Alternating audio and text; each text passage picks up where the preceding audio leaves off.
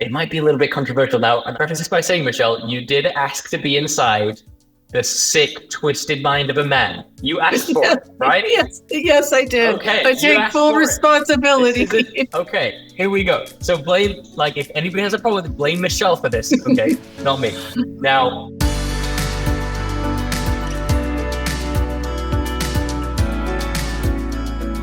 like, I'm sure women have some understanding of this, but I don't know if they know how big of a leverage point they have here, right? Especially in dating and in relationships, and actually in marriage too, but it's certainly in dating, we've got to talk about the big thing, the elephant in the room, sex. Sex is leverage. In dating, especially in this modern world, especially with apps and things like that, the huge thing here is a man will do almost anything to have sex with a woman he's attracted to. Almost anything, right? And this, after you get over how sick and twisted it is, right? Right. This actually gives women a huge amount of power that they don't realize they have. Like, they might realize that they can get attention from a man and hook up with him relatively easily, but it gives you enormous leverage throughout the duration of the relationship, especially going from the early phase through to a long-term committed relationship. Now, I know that this is different in different cultures, and I'm, primarily most of my clients are Muslim women, and we've got very clear values and rules and things like that. But forget about the specifics of the rules for a minute. We want to talk about the principle of sex is leverage. What do I mean by that? I mean, the sooner and easier it's given away, the sooner the man's going to take his foot off the gas. Mm-hmm. And if the goal, like the real power this gives a woman is this means that the woman gets to decide up front what she wants. And she gets to express it up front as well throughout the duration of the early phases of the relationship. Because if a woman is really clear, look, I want a long-term committed relationship. I remember once upon a time when I lived in Spain, I was talking with a few ladies and they were like friends of the family kind of thing. And they were saying, we just discovered this great thing. Like, we're on all these apps and I lived in Barcelona in Spain, which is, at the time at least, it wasn't the most conservative city in the world, right? And these women were saying, wow, we just discovered that when you're on, and I think the app at the time was Tinder, I don't remember, but it was one of those apps, right? When you're on there, there's this whole thing where you can select, I'm interested in a long-term relationship. And I was like, yeah. And I was like, what were you selecting before? And literally they thought that if they selected long-term relationship, there'd be no men there. So they were kind of selecting short-term, hang out, have fun, hook up, whatever the terminology is. And it's like, it's so much harder. It's like an uphill battle to go from giving the man everything he wants up front right at the beginning to, okay, now let's talk about having a long-term committed relationship. His out is just so easy. He's like, no, I'm good. And his likelihood of wanting it is so much reduced. It's like dramatically reduced. So much so that throughout history in different cultures, literally, if a man wanted sex, he would have to actually commit to you for life in order to get it. And there's a lot of wisdom in that, right? I'm not saying it's the only way. I know different cultures, different belief systems, whatever. But if you want a long-term committed relationship, then get the man to a point where he's ready and willing to have a long-term committed relationship before giving him the very thing he wants. Like, get the commitment up front. Now, here's the thing. The main reason women don't do this is because they're worried they're going to lose the man. Mm-hmm. Right. Now, I don't want to mind read too much here, right? This is from what I've heard from clients and from people, but here's the thing. If you lose the man at the point at which you say, I could, like, if you're an attractive woman, you could hook up with anyone anytime. And a man knows this, right? Well, if, like, you've got the leverage then and there, if the bottom line is the man's values are such that he's not after a long-term committed relationship, the sooner you lose him, the better. Because he's playing a different game to you. Right. And it only leads to a different path. Now, what happens a lot because of apps and things like that is people hook up, then women tend to want a longer term relationship.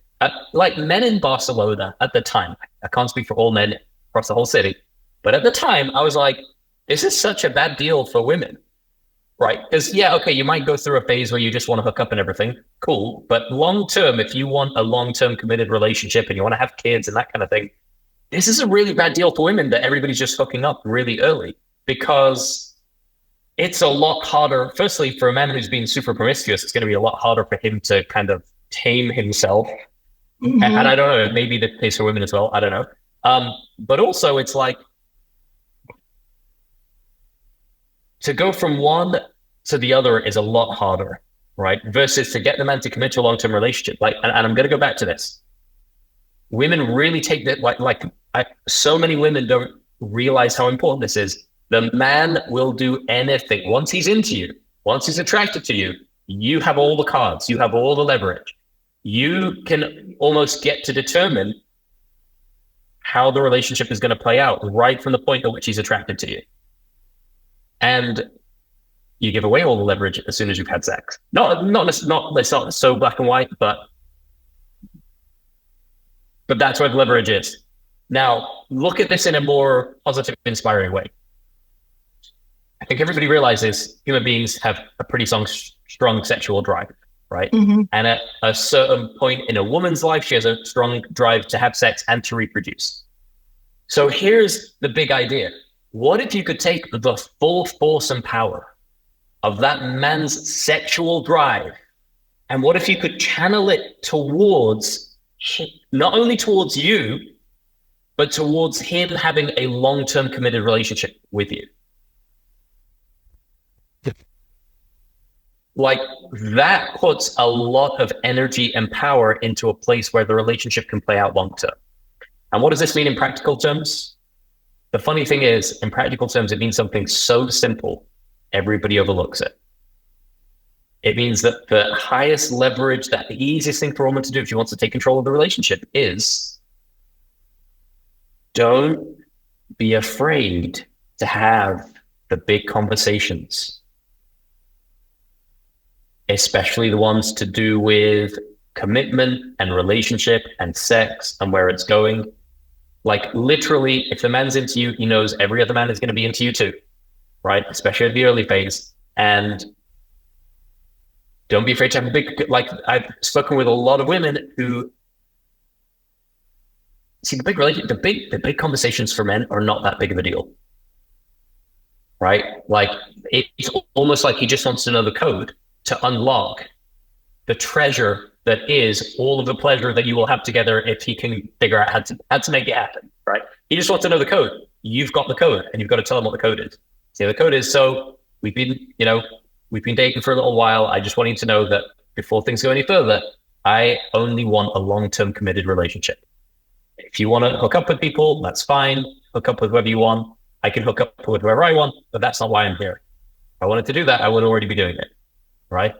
That's not what I'm interested in at all. The minute the guy knows that, either he's going to lie through his teeth, hopefully not, but that's when, if you're a real, like, sociopathic, narcissistic kind of crazy person, or he's going to be like, that's just not what I'm looking for right now. Now, I don't know about this. Maybe you can tell me this, Michelle, but I have an inkling or a theory that the fear for a woman after finding a guy who is potentially a good guy and a good match and potentially a long-term partner, I have a theory that the fear of a woman of losing that guy is as strong as the fear of a man of approaching the really attractive woman in the first place. Right? I think it definitely can be, especially for women that have maybe gone for a period of time where they haven't met someone that they've seen much potential in. I think that it's easy for a woman to project out and start thinking this is the guy before she really even knows him, because there's attraction. She sees the potential. And if it's been, kind of a dearth of good opportunities for a while in terms of who she sees as potential candidates, I think she can get very focused on that. And that can be very dangerous, because that's when a lot of women do what I call unholy giving. They give too much, too fast, too soon, before there is the emotional connection and the level of understanding and knowing enough about each other to determine whether it justifies that. And it's about sex for sure, but it's not just about sex. It also is putting her time, attention, focus, energy, love, affection, everything into him, which when can he's also made no commitment. He's made no commitment, right? Right. And so that is a very vulnerable state for a woman. And now I want you to, and I agree with you, this can be something that can be tricky to navigate. And so for women, what I always tell them, because you and I work with women that want the real deal, they want a real relationship. In most cases, it leads to marriage and commitment and building a life with someone. And so one of the things I tell women is, we all think we have boundaries and standards until they're tested, right? But you have to have a firm commitment to yourself about what is right for you, what you really want for your life. And then, like you said, you have to be willing to have what feels like courageous conversations. Yeah. And so I encourage women, even in the earlier stages, to say, where do you see yourself in the next, 2 to 3 years in terms of your life, your career, your relationship goals? This is a very safe question to ask. It's open-ended. You're not leading him to say what you want. It's almost better for a woman to ask a man that question first, because then he hasn't heard her say, because I've also had men tell me, if you do give the code away, he knows what to say. He knows what to say that is going to win you over. So it's almost better to have, we're not talking about game playing here. We're just talking about being smart and protecting your heart and making sure you're being wise. Because going down the wrong relationship trail, you and I both know this, Mamoon, can take us way off track in life for a long time. It can be a difficult thing to recover from, rebound from, and get your footing again. And so, these are important decisions. There's so many people out there, philosophers or quotes or things that say the person you decide to partner with, especially for marriage, is the most important decision of your life, because it affects everything.